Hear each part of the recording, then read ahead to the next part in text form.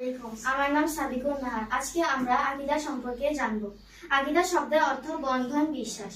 আকীদার পারিভাষিক সংজ্ঞা: ইসলামের মূল বিষয়সমূহের উপর বিশ্বাস রাখাকেই আকীদা বলে। আকীদার গুরুত্ব: ইবাদত কবুল হওয়ার শর্ত হলো আকীদার বিশ্বাস সহিহ হওয়া।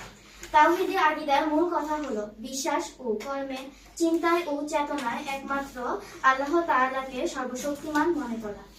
শিরক তার বিপরীত দিক। মুহাম্মদ সাল্লাল্লাহু আলাইহি সাল্লাম সর্বশ্রেষ্ঠ ও সর্বশেষ নবী, এ কথা যথাযথভাবে বিশ্বাস করতে হবে। পরিচয়: দ্বীন শব্দের অর্থ জীবন ব্যবস্থা। যে জীবন ব্যবস্থা গ্রহণ করে মানুষ ইহকালীন ও পরকালীন মুক্তি এবং আল্লাহর সন্তুষ্টি অর্জন করতে পারে তাকেই দ্বীন বলে। দ্বীনের পরিচয়: দ্বীন হলো তিনটি মৌলিক বিষয়ের সমন্বিত রূপ। 1. ঈমান, 2. ইসলাম ও 3. ইহসান।